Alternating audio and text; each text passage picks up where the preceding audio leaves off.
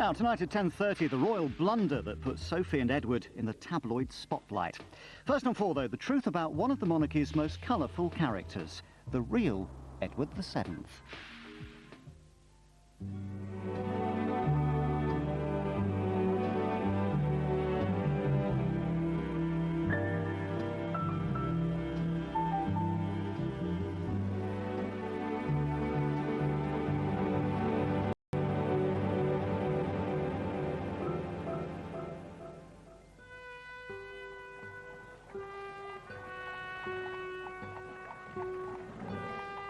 At the funeral of Queen Victoria in 1901, her eldest son, now King Edward VII, saluted the crowd from a splendid black horse. This was what he'd been waiting for all his life, and what his mother had always dreaded. He was unfit to be king as far as she was concerned. He could not succeed. Edward had been king in waiting for almost 60 years. Denied a real job, he had sought rewards elsewhere. He simply lived for pleasure. It's a great aphrodisiac when you're a member of a royal family. And he certainly was a man who took advantage of whatever was going. Once king, he turned himself into a figurehead surrounded by pomp and circumstance. He was a very, very visible king. He loved ceremonials, and he was tremendously good at it. He was, in the words of the song, doing what comes naturally. But the prince who scandalized Victorian society and became a king who indulged his passion for royal pageantry turned out to be the role model for modern monarchs. The future King Edward VII was born in 1841. This family portrait, painted when he was 5, hints at what would become the central conflict of Edward's life, his relationship with his parents. The Queen and Prince Albert looking regal, the Prince with an admonishing finger towards his heir apparent. Victoria looking out to the world, not looking at her family at all, in regal serenity. Edward carried an extraordinary burden of expectation. Victoria announced the birth of her son and heir to a relation by saying, "He is to be called Albert, and Edward is to be his second name. You will understand how fervent my prayers are to see him resemble his angelic, dearest father in every..." She and Albert certainly had a very passionate marriage. That in some way explains her relationship perhaps with her children. Sometimes the children of lovers are orphans. That's what happened to the royal children. They were somewhat excluded from the bond between their parents. Edward's isolation was increased by his parents' other mutual passion, the family business. These twin desks pushed close together like that symbolise absolutely the royal firm, the king and queen as a partnership, as a ruling partnership. Victoria's desk with her pictures on it, with all her writing implements, the knobs to call the servants. Albert's desk with his blotter, his inkstand. And they pushed their desks together and would work side by side on papers of state, on royal dispatches. For Victoria, hard work offered protection from her dark side, which she feared she had inherited from her wicked uncles. That's what she called her predecessors, the Hanoverians. Victoria believed her uncle's excesses had almost ruined the monarchy's prestige. With Albert's help, she set out to repair that damage. Central to the plan was Albert Edward, known as Bertie. From the age of 7, he was subjected to a grueling academic program designed to suppress Hanoverian-style self-indulgence. The study regime that Albert prepared for his son began at about 6 hours a day of tutorial study. Gradually, it was extended to about 8 hours a day. Edward was slow to learn, slow to read, slow to write. He wasn't very good in mathematics. He wasn't very good in reading. He wasn't very good in history. He was a terrible history scholar, and his father was appalled. Edward probably had attention deficit disorder, which meant that he was impulsive, that he was inattentive, he was in need of constant physical activity. The boy rebelled. His tutor described how once Bertie had thrown dirt and swung a large stick at me. Another time, when the prince was 11, he went to the window, stared out the window, and eventually when he was asked to come back to his desk, his father had to thrash him for that because of his willfulness, his stubbornness, his... Sad and anxious about him. He is so idle and weak. It was one thing to say that he ought to be an example to his future subjects, but to say that he should be exactly like his father was too demanding. And the parents therefore left him with a sort of perpetual sense of failure.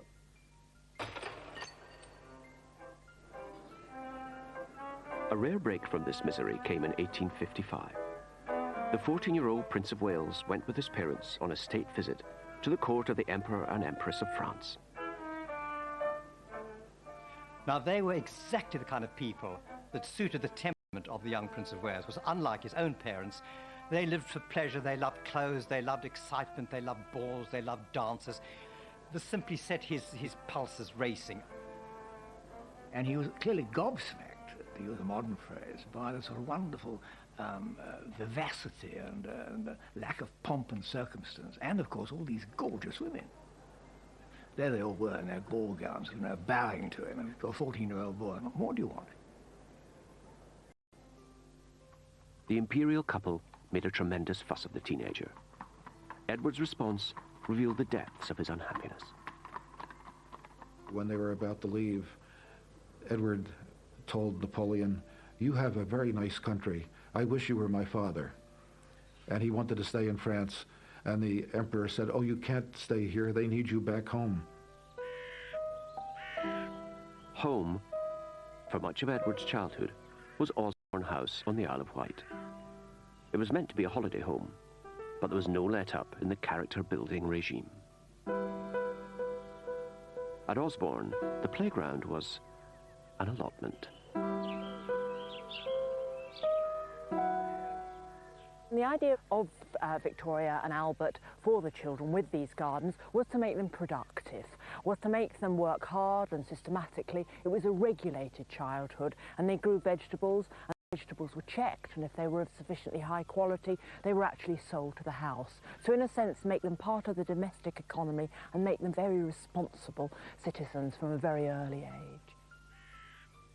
His high-minded parents despaired of the teenage Edward. Looking ahead, Victoria fretted about what would happen when the young prince was old enough to do as he wanted. Bertie continues such an anxiety. I tremble at the thought of when he will be of age and we can't hold him. It is too awful a contemplation. In 1860, Edward's parents took a gamble. Hoping to confront him with the awesome... They made him stand in for the Queen on an historic 3-month tour of staunchly Republican America. He was just 18 when he became the first British royal to visit the United States. He was a very important person, literally a VIP, as we would use the term now. At almost every stop, there was a ball in his honor. He even went to the White House and was greeted by President Buchanan, and he learned how to handle this with grace. Edward lapped up the applause, on one occasion exclaiming in delight, "This for me, all for me." Nourished by the warm reception, a new Edward blossomed. His geniality shone through, and people talked about him constantly as the genial prince. The trip was a tremendous success. It was a success for British foreign policy. It was a triumph.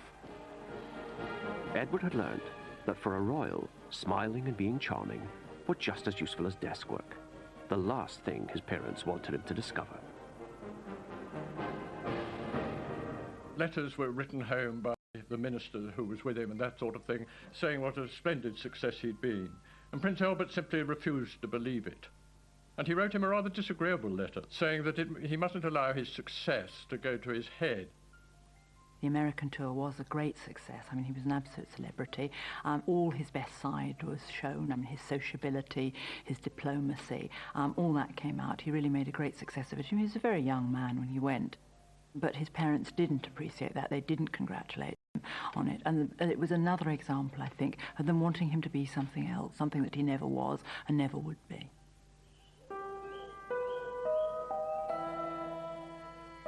On his return, Edward was told to reapply himself to the doomed attempt to be like his father. He was now to become an intellectual. In 1861, he went up to Cambridge University. But unlike other students, he didn't take lessons in college. Instead, he was installed here at Madingley Hall and closely watched by hand-picked guardians.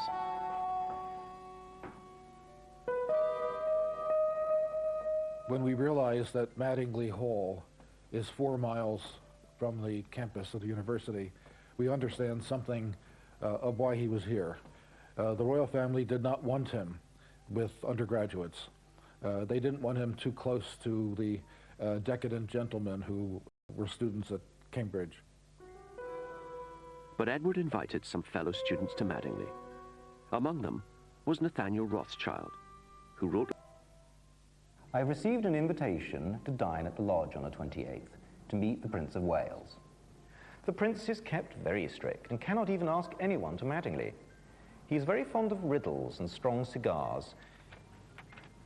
If he followed the bent of his own inclination, it strikes me he would take to gambling and certainly keep away from the law lectures he is obliged to go to now. Rothschild was perceptive. When the Prince found ways of giving his miners the slip, the real Edward emerged. The temper tantrums of his younger days were over. He was learning how to enjoy himself. With his friends, he spent most of his time at play. They went out hunting, they went to the races, they played cards late into the night. He was at his heart's desire when he was with students who filled the rooms with cigar smoke. At university, Edward learned little that his parents approved of. But he did develop a gargantuan appetite for sensual pleasure. He needed as much as he could get in of gratification, you know, whether it was food or smoking these huge cigars or the excitement that was generated by gambling. Whatever it was, it had to be now, it had to be fulfilling, and it had to make up for the empty space that was left behind from the sort of childhood that was not really a childhood at all. Cambridge would provide the backdrop to the greatest crisis of the Prince's life, all because of a practical joke by some of Edward's raucous new friends. They contrived to get a young lady of what I think is called easy virtue, called Nellie Clifton, to get into his bedroom one night and to stay the night with him. He was delighted by Nellie Clifton, and apparently everybody knew that Nellie was now a mistress of his. Albert found out and was appalled. I write to you with a heavy heart on a subject which has caused me the deepest pain. I having to address my son as one who has sunk into vice and debauchery. Victoria, don't forget, and of course her husband Albert too, were very anxious about her mad, dissolute uncles. Anything that suggested a sort of throwback to their dissolute ways appalled them. Edward, after all, was the heir to the throne, and he had to live a life which was exemplary as a sort of a monarch to be respected, not a monarch of license and carnival. Both parents overreacted, deeply concerned, and decided that he must pay a visit to the Prince of Wales at Cambridge. Albert was in no condition to make this journey. Albert at this point was a sick man. He was very likely dying of cancer. We know from the symptoms that he expressed in his diaries and in his letters that He knew that he had something inoperable and that he didn't have long to live. Not wishing to be overheard, Albert took Edward on a long walk to lecture him about what he called the evil deed. The weather was poor. It was cold. It was November. Albert almost certainly caught pneumonia. He took to his bed as soon as he got back to Windsor, and in 2 weeks he was dead.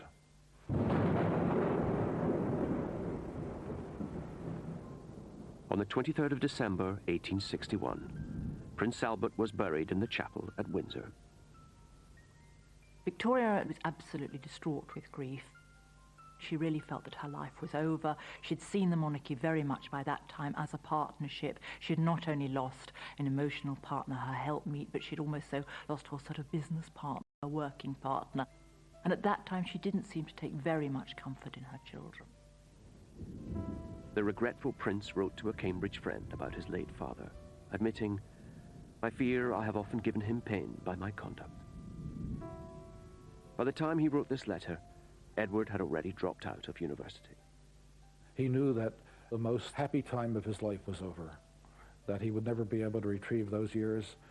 He would have liked to have stayed longer, but he now felt that he had to take his father's place, to be the leading male member of the royal family. But Edward was in for a shock. The Queen attributed Albert's death, totally irrationally and unjustly, to the Prince of Wales. And she wrote a letter to her daughter Vicky after Prince Albert had died at the end of 1861. And she said in this letter, it was Bertie's fall, that's what she referred to the incident with Nellie Clifton as, Bertie's fall killed his father. And then she said, it's rather awful, that... Oh, that boy. I never can or shall look at him without a shudder. You've killed your father. A dreadful thing to tell a child, isn't it? And he carried the burden of patricide for the rest of his life.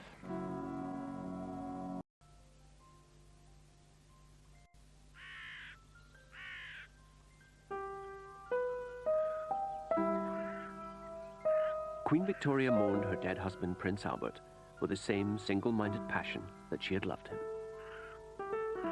Here at Osborne, there's a painting of Albert, painted in fact in the year of his death, 1861. And if we cross to the other side of the fireplace, there is a marble bust of Albert, and over there's another portrait of Albert sitting looking relaxed. If there was an important matter of state or family matter which concerned her, she would actually go and consult with the bust of Albert. Albert, in a sense, presence was everywhere for Victoria. He may have been dead, but Victoria continued Albert's improvement scheme for their son and heir.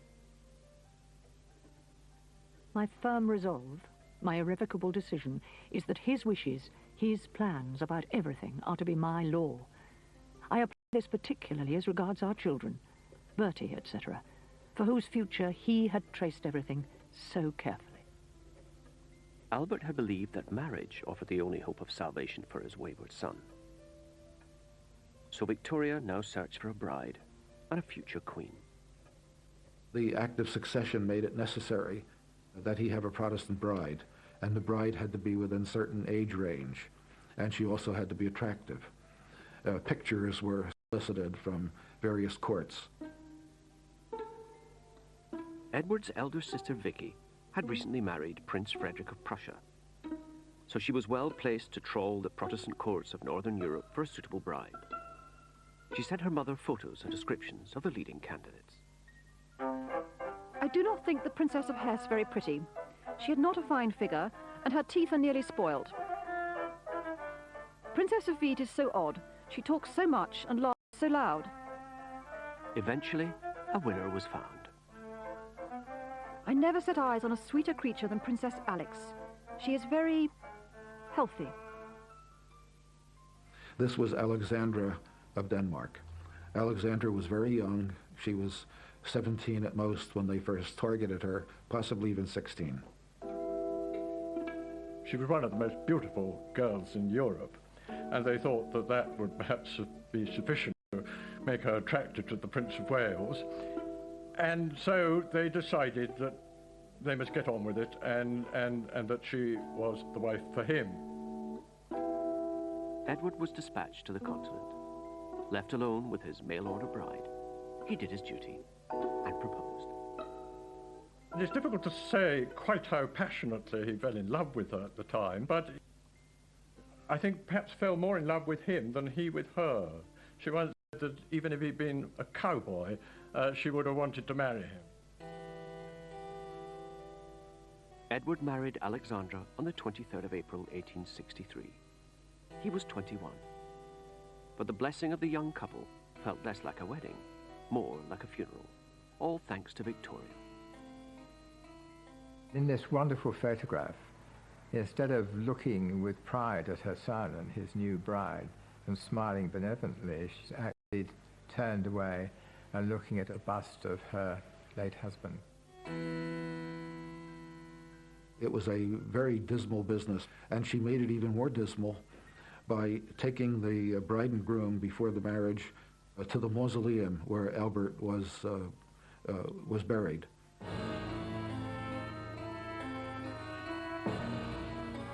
She's saying, this is the father that would have been there to bless you, and this is the father that is always there. This is the father to whom you have to live up. It is a most poignant picture.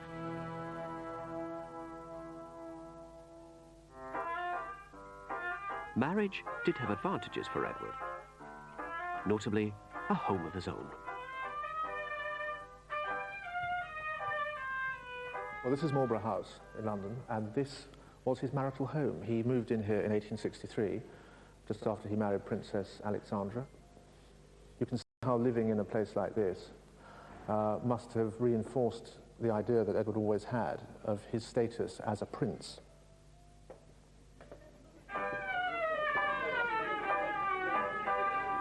Independence liberated Edward's natural instincts, which his parents had tried so hard to suppress. He and Alexandra held parties every night, and few would refuse an invitation from the Prince of Wales. Soon, Edward and his smart friends were known as the Marlborough House set.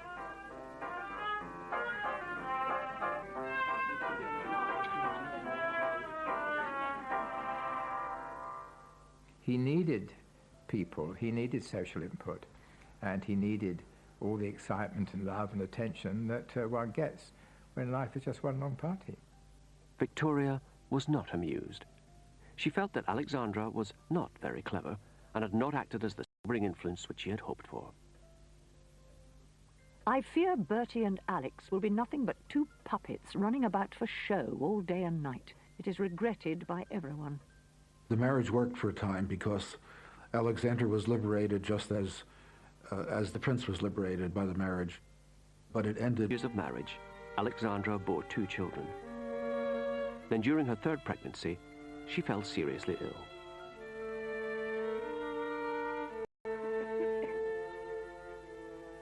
The prince claimed loyally that he was going to stay by her. He moved a desk into her bedroom so that he could write letters and conduct domestic business, literally from her bedroom. But then her mother came from Denmark to help take care of her, and he was liberated from having to be a loyal husband. That was the end of it. After that, the marriage went steadily downhill. Although he had tried hard to behave like his noble father, Edward was no Prince Albert. He took a long time to grow up. He probably, in retrospect, married too young. He was only 21 when he got married. Never really had time to sow any wild oats. And I think probably he wasn't a very likable young man and not a very intelligent young man, and probably rather boorish and self-centered and arrogant.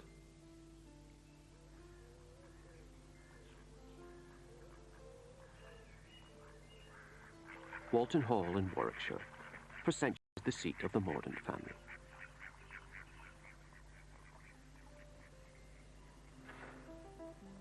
A member of that family, Elizabeth Lady Hamilton, has written a history of a real-life Victorian melodrama that took place here.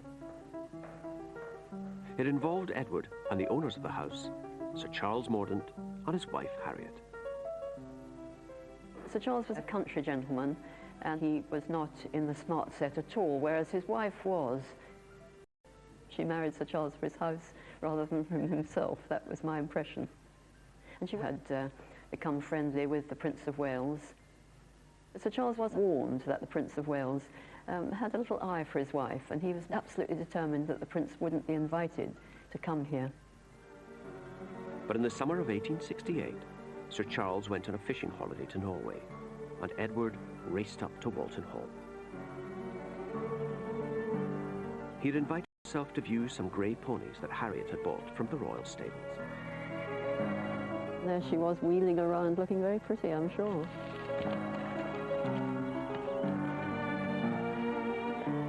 Sir Charles wasn't expected back for days. But fishing in Norway was very bad that year. It had been a heat wave, and most of the fish had been already caught. The salmon had been already caught, so he decided he'd come home to see his lovely wife. He was missing her. Sir Charles was outraged. The prince beat a retreat, leaving the irate husband to vent his anger. Afterwards, he gave orders for the ponies to be brought out. And Lady Mordaunt was brought down onto the...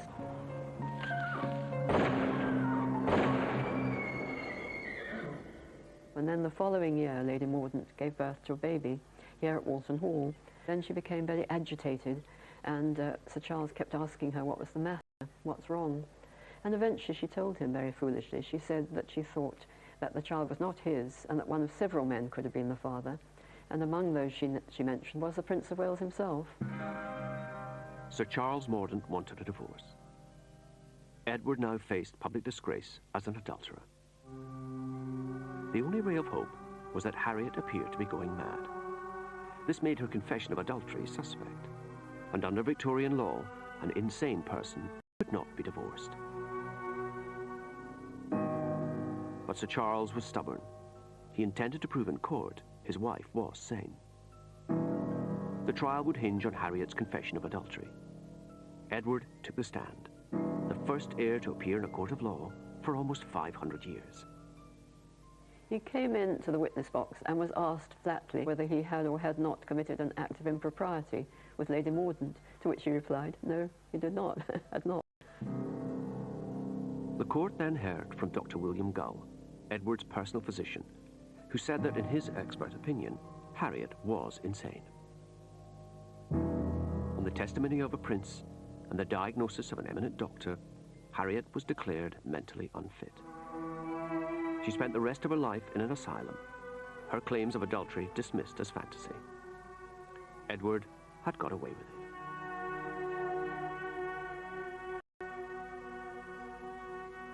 He has the opportunity, because of his very specially elevated status, to be above the normal sins that ordinary people get stuck with.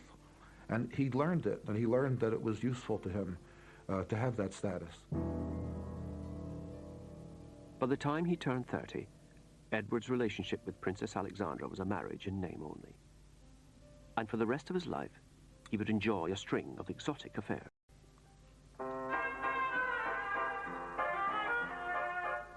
There was Lily Langtry, a model turned actress. Cora Pearl, a famous courtesan. Lady Daisy Brooke, whom he called my darling Daisy wife.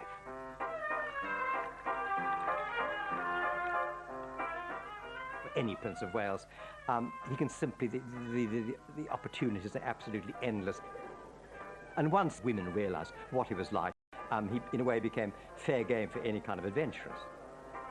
At house parties, he would sleep with a woman for one night. He might go to Paris, sleep with a woman there. In Paris, there was a can-can dancer at the Moulin Rouge. Well, frankly, he went to brothels when he was in Paris. This was one of the great attractions of Paris for him. With the best will in the world, he really couldn't stop himself. Victoria and Albert had set to create the perfect prince. Instead, they had produced Edward the Caresser.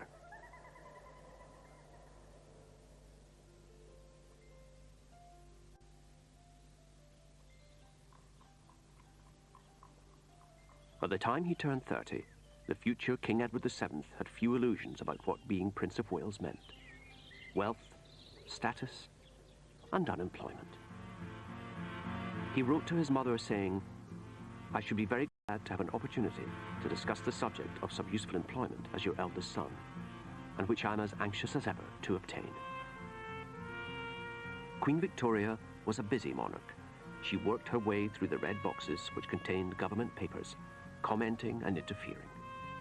Her late husband, Prince Albert, had helped with her workload and even had his own key to the boxes.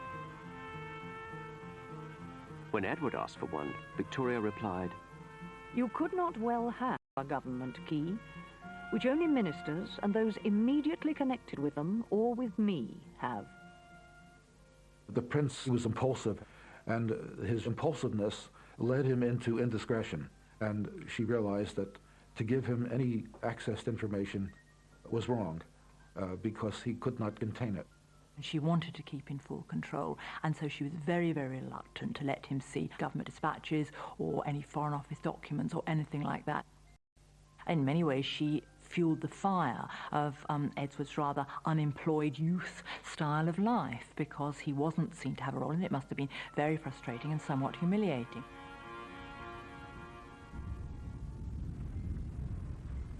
Dismissed as worthless and irresponsible, Edward sought distraction in the social whirl. And as Prince of Wales, there were plenty of people willing to amuse him.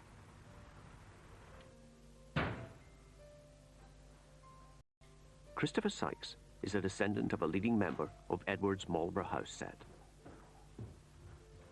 It's rather lucky that great-great-uncle Christopher left us this fantastic legacy in the form of these wonderful photograph albums, which really chart his social life. There is Christopher Sykes. Oh, he's enormously tall. That's the Prince of Wales looking very young with a jaunty bowler hat. I mean, the Prince Edward was a pleasure seeker. His social life, it was sort of endless round. At Goodwood House here, this would have been for the races. This is a shooting party at Eastwell, Wadston, the Rothschilds' house. Lord Londonderry's house, famous for its enormous shoot. Prince Edward would like to shoot thousands of birds. Christopher became known for being one of the great hosts. You know, knew exactly how to please the prince. You know, each party would be more and more lavish. As well as exploiting their hospitality, Edward found that he could vent his frustrations on his hangers-on. At some dinner party at Marlborough House, the prince poured a glass of brandy over Christopher, and Christopher just sat there with the brandy trickling down his face, and then sort of very slowly turned to the prince and just bowed his head and said, "As your Royal Highness pleases." Now that caused absolute sort of uproar amongst all the other guests. I thought it was the funniest thing they'd ever heard. And from that moment onwards, there was sort of no holds barred as far as teasing Christopher was concerned. You know, they used to sort of put him under the dining room table and spear him with billiard cues. And they put live animals in his bed.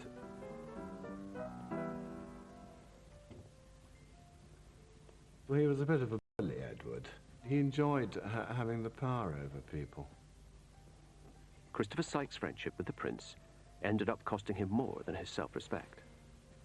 No, he went bankrupt, unfortunately. You know, he just blew every penny he had.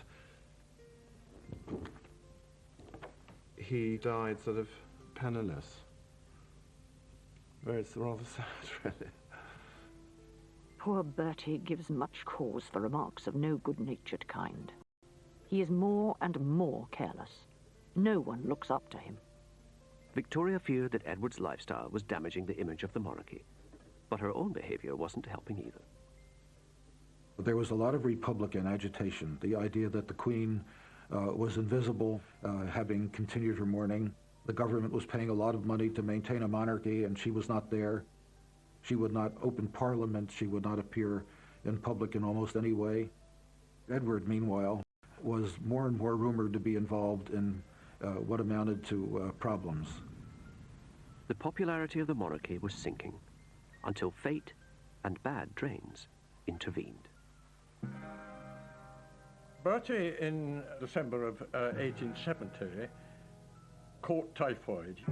And this really was a turning point. The Queen rushed to Sandringham, where he was. She took complete charge of the household. She was a killer.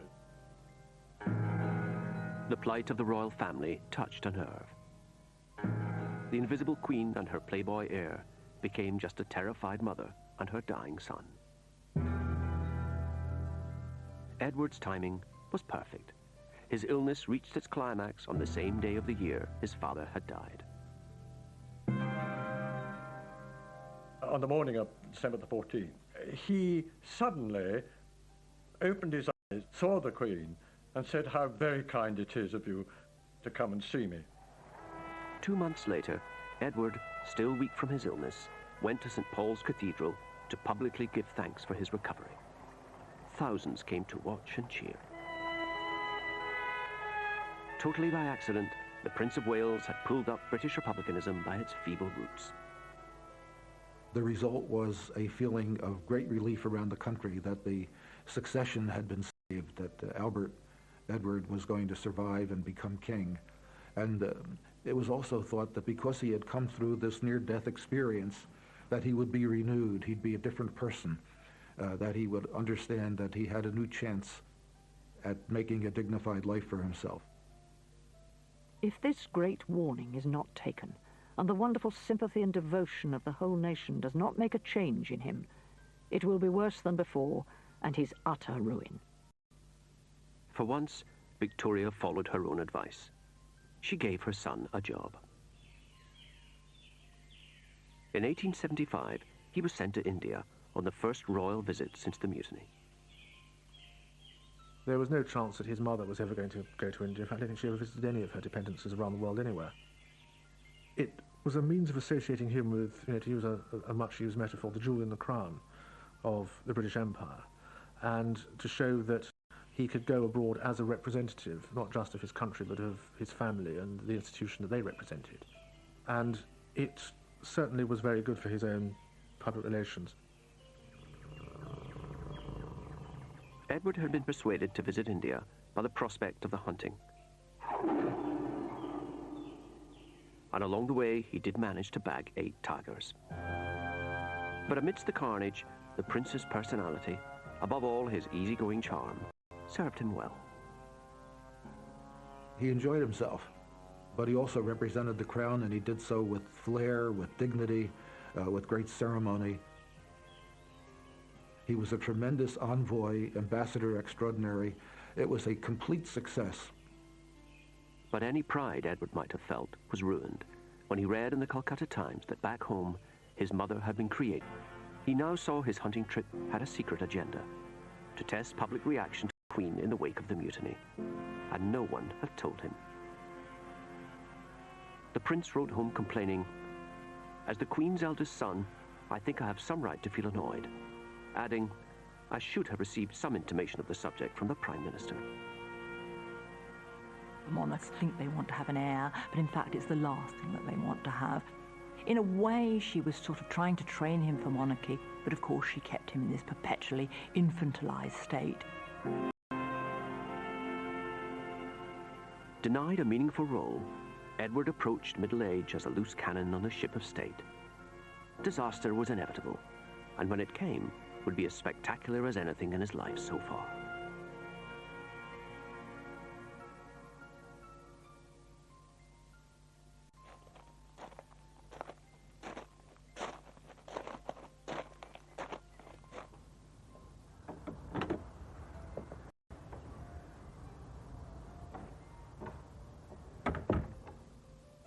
This is Tranby Croft. It was, I suppose, the stately home of a family called Wilson, who made a lot of money in shipbuilding. The disparaging term, I suppose, was nouveau riche. And Mrs. Wilson wanted to get into society. And the way to get into society was, indeed, to become a friend of the Prince of Wales. Edward came to stay at Tranby Croft in September 1890, during the Doncaster races.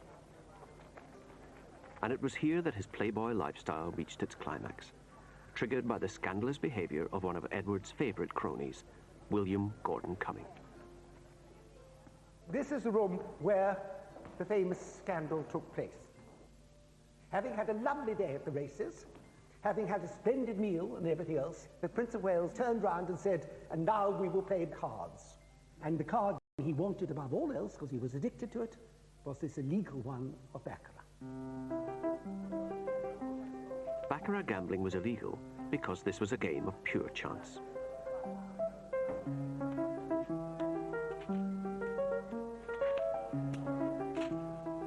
Edward's easygoing set flouted the law.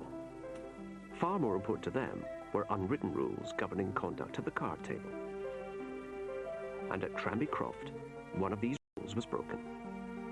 The son of the household, young Mr. Wilson, thought he saw Gordon Cumming cheating, and moving his counters after the stakes had been agreed.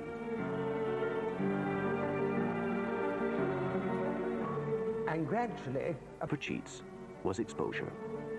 But they couldn't expose Gordon Cumming without revealing that the heir to the throne had sat in on an illegal card game. So Edward told his friends to deal with the cheat as quietly as possible. So they then decided on a disastrous plan, which was to persuade William Gordon Cumming to sign a document undertaking never to play cards again. And if he did that, then they wouldn't tell anybody and nobody would be prosecuted. Although Gordon Cumming denied he had cheated, he signed, saying that he was doing so to protect the prince from public scandal.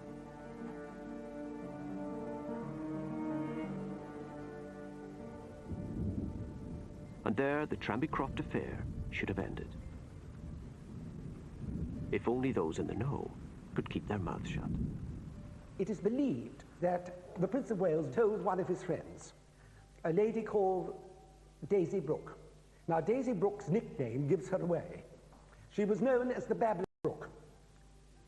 Soon, the whole of London was talking about nothing else. Now the secret was out. Gordon Cumming had to defend his reputation, so he sued his accusers for slander. Although not a defendant, Edward was summoned as a key witness. This was very embarrassing. Age 50, he would be in court again. Queen Victoria was dismayed. It is a fearful humiliation to see the future king of this country dragged, and for the second time, through the dirt in a court of justice. A terrible humiliation. Edward was furious.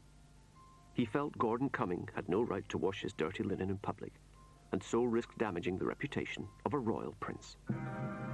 He called the trial unnecessary and abominable. Barrister Peter Clark is a descendant of Gordon Cumming's lawyer and has made a study of the Tranby Croft case. The opening day of the trial, the court would have had a very strange look. Lord Coleridge presiding. This was something that was going to be done in the full glare of the Lord Chief Justice's court in the Strand. The heir to the throne sat next to Lord Coleridge on the bench. Edward would remain on the bench throughout. Here he was well placed to influence proceedings and undermine Gordon Cumming. From the contemporary sketches, he has a rather amused expression on his face as he's sitting on the bench, knowing that he's the centre of the way about what's going on. The jury would be in approximately this position and looking straight across at the Prince of Wales as they heard every bit of evidence. The jurors would have been surprised and in awe of the heir to the throne being within feet of them. When he was asked his opinion, Edward didn't hesitate. The juror stood up and asked the Prince of Wales, "What was your Royal Highness's opinion at the time as to the charges made against Sir William Gordon Cumming?" And the Prince of Wales turned to his side to face the juror. The charges appeared to be so unanimous that it was the proper course. No other course was open to me than to believe them. The case was now effectively closed. The jury's verdict went against Gordon Cumming. Plainly, their verdict had been affected by the Prince of Wales's evidence. Gordon Cumming faced social death. Edward's dignity had been wounded, but not fatally. The whole Tranby scandal affected him tremendously, because again, here he was in court, and to the world revealed the fact that there he was gambling for money. It seemed to underline what his mother had all along been saying, that he was feckless, that he lived for pleasure, that he was indiscreet. And it was sobering, and coming late in life, when people thought he should have been too old to be leading that kind of life anymore, it did have a certain effect on him, definitely. After Tranby Croft, Edward finally graduated from adolescence into adulthood, just in the nick of time. By the 1890s, he's 50. He is aware that his mother, being in her 70s, can't go on forever. And I think what we see changing in him is the knowledge that he could any day wake up and find that he is king, which is perhaps something he hadn't felt 10 or 15 years earlier. And I think to an extent he kept slightly more careful company after that. A sign of Edward's maturity was his new mistress, a society lady, Alice Keppel. Like her direct descendant, Camilla Parker Bowles, Alice would become the long-term companion of the Prince of Wales. She was, like all his mistresses, very beautiful woman, a very well-dressed woman, the kind of voluptuous sort of woman that he liked. The relationship is different from the early women. She was nobody's fool, Alice Keppel, and she knew how to handle him. She knew how to handle his very, very short temper. As he got older, so he became more short-tempered, more gruff, and she served as a kind of liaison between him and... Alice's astuteness was essential to the older Edward, because he had finally become a player on the political stage. His mother still kept him in the dark, so he had sought illumination from other sources. Marlborough House was the pinnacle of British society in the late 19th century. Anybody who got an invitation to come to dinner here had arrived. And whenever his smart friends came here, they would be talking about politics, because that's what they did for a living. This is where he would ply them with a drink, take them to dinner, and find out what was going on in the world. And where he would acquire what he thought was the level of knowledge and understanding of current affairs that someone in his position ought to have. It became a sort of fetish for him. It became a way of getting his own back on his mother. If you're going to stop me doing this officially, I'm going to do it unofficially. And because of my popularity in society and my magnetism over these people, they will come to me and they will tell me these things, whether you like it or not. Edward's informal intelligence network spread far and wide throughout Europe, which he frequently visited. The Europe that he grew up in, as Prince of Wales, was run by about 400 or 500 families.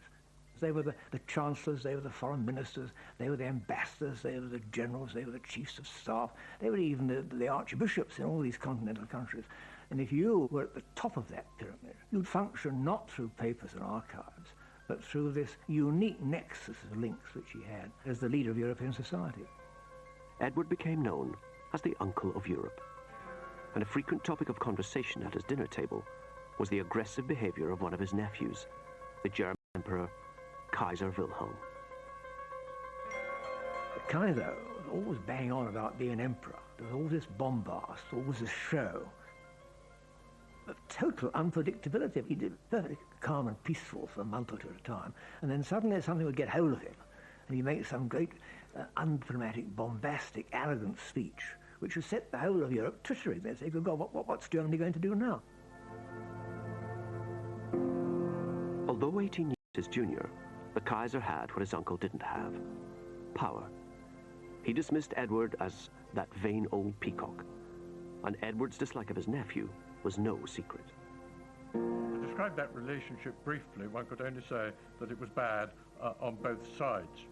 It involved imperial rivalry, it involved naval rivalry. The Kaiser built an enormous navy, which only could really be directed against us, or at least so Edward thought.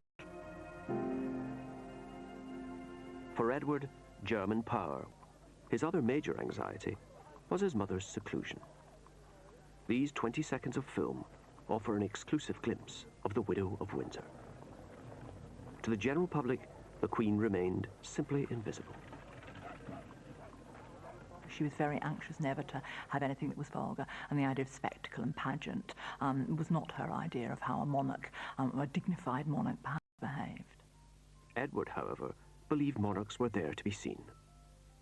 Wanting himself to inherit a throne that is popular, he sees that he's going to have to spend his years as Prince of Wales doing things that will maintain its popularity. So if it means he has to go and open a few hospitals or cut a few ribbons at exhibitions, he'll do it, because, again, he's very conscious of the good public relations of having that role. And it's because of the attitude his father and mother had taken towards him as a very young man. He always has this notion that there's something to prove. And one way that he can improve his own self-esteem is to be out in public and to be performing functions, however straightforward, trivial or ceremonial, but to do them well and to be popular. By the 1890s, Edward was making almost 50 major public appearances a year. He lent his support to thousands of hospitals and charities. While Edward added royal glamour to good works, in return, some much-needed civic virtue rubbed off on him. Even his mother noticed how popular this made him.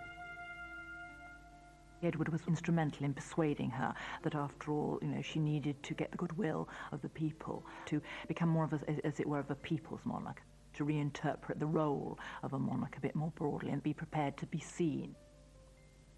Edward persuaded his mother to celebrate the major anniversaries of her coronation, the Jubilees of 1887 and 1897.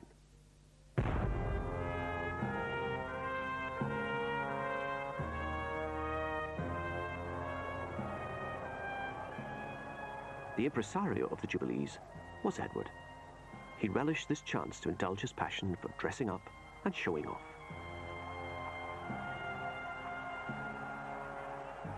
What both the Jubilees mean to him is that because he has now for 25 years been, as it were, the centre of social life in this country, then naturally he plays a very full part in those Jubilees. It's a showcase for Britain, it's a showcase for the Queen, it's also a bit of a showcase for him. The cheering crowds believed they were celebrating the climax of the Victorian era. In reality, they were enjoying a preview of the Edwardian age to come.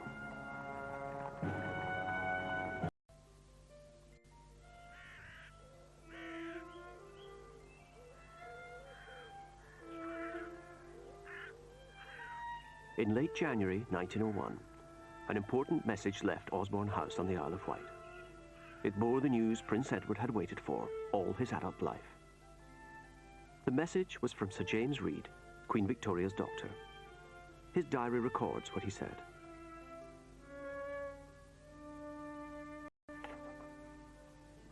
The 19th of January. Tell the Prince of Wales that in my opinion he ought not to go to Sandringham, but to remain in London, ready to come here at a moment's notice. That I consider the Queen's condition is a most serious one, and that I think it quite possible she might be dead within a few days. Edward wasted no time. In hours he was here at his mother's bedside in Osborne House. In the evening, I took the Prince of Wales to see the Queen and to speak to her. After the Prince of Wales left, the Queen took my hand and repeatedly kissed it. She evidently, in her semi-conscious state, did not realize the Prince had gone and thought it was his hand she was kissing. Victoria's dying thoughts reflected her lifelong anxiety about the succession, as Reed's diary reveals. She looked in my face and said, I should like to live a little longer, as I have still a few things to settle. I have arranged most things, but there are still some left, and I want to live a little longer. I don't think she ever said that gracious, wonderful speech that the Prince of Wales had hoped for, that, now I have full confidence in you, as it were, go forth and rule. I don't think that ever happened. Edward's last moment with his mother was typical of their difficult relationship. It was spoiled by the presence of his arch-rival, both personally and politically, Kaiser Wilhelm. Prince Edward did not want the Kaiser to come. None of the royal children wanted the Kaiser to come, but he professed a great love for his grandmother. He insisted that he wanted to be there, and he came. 22nd of January. The Queen is sinking. I had for the last hour been kneeling at her right side, supporting her in a semi-upright position, helped by the Kaiser, who knelt on the opposite side of the bed. The Prince of Wales was sitting behind me at the end. All the rest were round about. Her pulse kept beating well till the end, to close her eyes.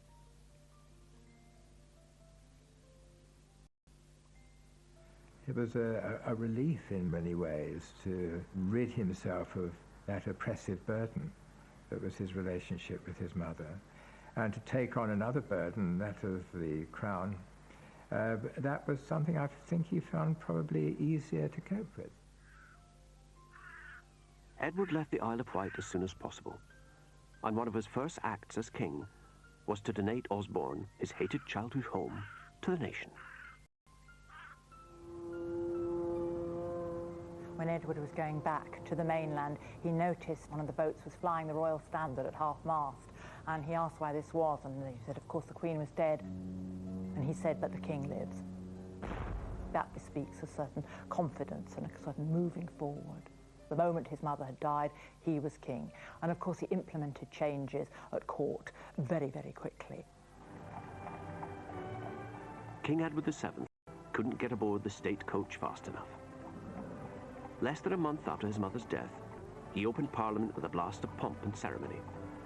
He would read the King's speech from his throne, dressed in full regalia, which hadn't been done for 50 years. The revival of ritual suited the status of a 20th century king. When the monarchy lost more and more of its real authority, the only way to change the monarchy in some substantive fashion so that it had a reason to exist was to make it more of a symbolic monarchy, and to make that symbolic monarchy apparent in the eyes of the people. When not surrounded by ancient ceremony, Edward looked equally at home in the modern world.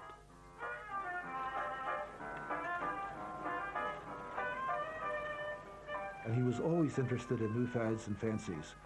He was for every one of them. He learned how to ride a bicycle, for example, because it was a new fad. He took up golf briefly. Edward always liked new things.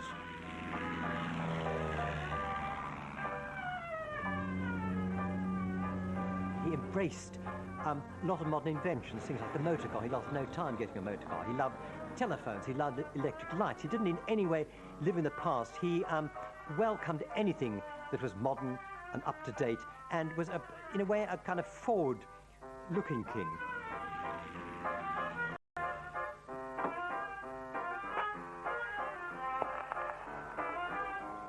It was the beginning of a new century. Edward was determined it was going to be a new form of monarchy, very much the end of the Victorian era and the beginning of an Edwardian one, that long Edwardian summer, which ended, of course, in the First World War. But he played a central role in forging the alliances which would fight it. He sees the role of the monarch in a not entirely logical way. While I think he would recognise that he had to act on the advice of the Prime Minister, there are certain areas in which he is passionately interested. I'm thinking particularly of foreign affairs, where if he has a view, he will make that view known, and he would expect his view to be taken seriously. And it was a difficult time for everybody as a result. The king feared his bumptious nephew, the Kaiser, might lead Germany to war with France, a country Edward visited devotedly every year, but which few in Britain seemed to care for. France was what we might call the traditional enemy. We fought the French in the 18th century, we fought the French in the Revolutionary Wars, we fought Napoleon. There was a long, long tradition of enmity. The Prime Minister, Arthur Balfour's solution was to sit on the fence and let these two titans slug it out, a policy called splendid isolation. The king hadn't been sympathetic to splendid isolation. He had this great love of France. He didn't like his nephew, the Kaiser. He saw the French as a natural ally against a ruler that he, and a country and a culture that he regarded as deeply antipathetic. So Edward set out to redraw the political landscape. The uncle of Europe would show Britain and France that they could be allies. For help, he turned to a Portuguese diplomat, the Marquis de Soberao. He was nicknamed the Blue Monkey. He was really the darling of Edwardian society. Everybody knew him, very good looking in a sort of rather tough way, but immense charm. He was the one man with whom Edward, when king, shared all his secrets, including the great one of all. March the 1st, 1903, he gets his friend Sovereign, comes to Buckingham Palace. And the king said to Sovereign, look, I have to make, release time, the moment's come, to make a highly important political visit to the French president.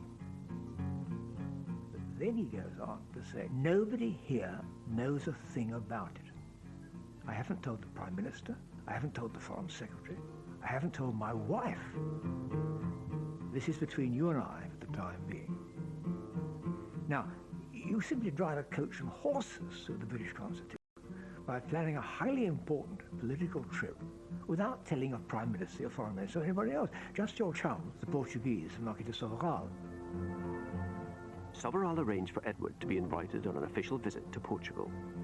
But the Foreign Office, the Prime Minister at the time, had no interest in doing this.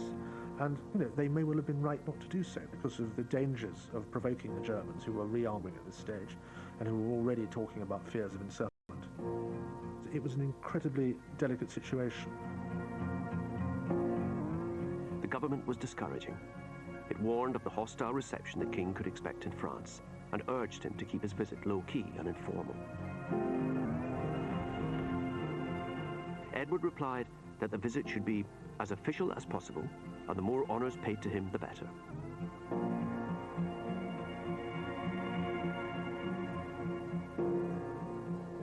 The stakes were high, the risks enormous. When he entered Paris, there was a medium-sized crowd, but you would hear some anti-British shouts. Edward turned on the charm. This was, after all, his home away from home. He made a visit to the town hall. He gave his little speech saying, "Thank you for your welcome, and this city où je trouve toujours comme chez moi, where I always feel at home." And this phrase went round Paris like a streak of fire. Everyone was nothing but heaven. Chez moi, chez moi, chez moi. This is what the king said. With this wonderful charm he had, he wooed the crowds and won them over.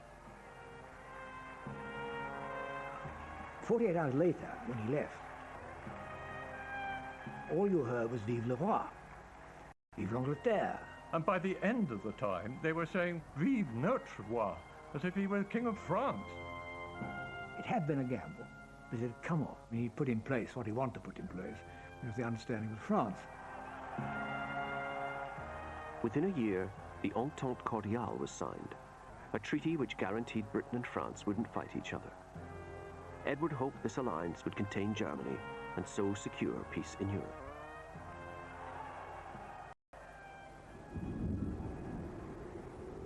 But a decade later, the Entente would develop into a full-blown military alliance. Edward would never have believed, I think, that within 4 years of his death there would be this great conflagration that would change the face of Europe forever.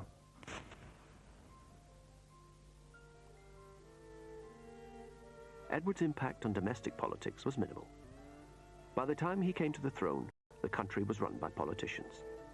From 1905, the government was liberal and intent on radical social change. He knew that if Parliament were better off trying to do it, and he had a very realistic view of what a monarch could achieve. Luckily, Edward's modest talents and appetite for company, which had so worried his mother, now suited him perfectly for the only role that was left. In his short reign of 9 years, he pioneered the style of a modern monarch, a dignified figurehead, with a popular touch. Edward VII was the most visible monarch that there had been. He was seen everywhere on the racecourses, Henley, cows. He genuinely enjoyed doing it. Almost one of the most important aspects of his life was as a great showman, as dressing well, as being the king, as being somebody really important. somebody very stylish. I think he loved every minute of it. It's all very easy to paint him as a man who was interested in shooting, in sleeping with actresses who were not his wife, and in playing baccarat.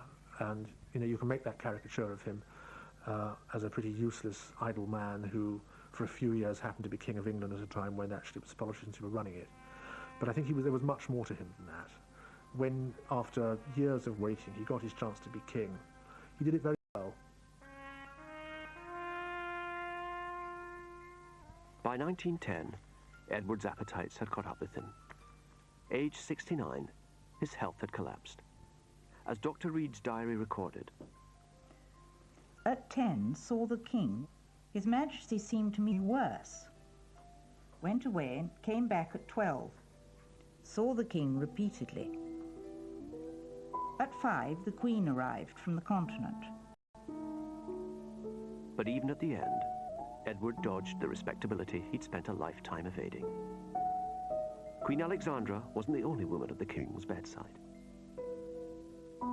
His mistress, Alice Keppel, insisted on being admitted to say her last goodbye.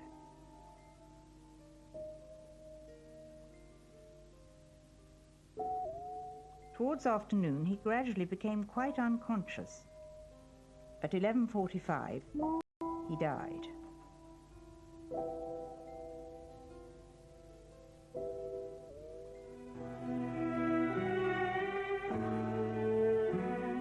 Find out more about Edward VII on the Real Lives website at channel4.com/plus. Well, next on 4, look at how the modern monarchy has weathered that recent media storm. A right royal blunder, the Sophie and Edward story, is in a moment.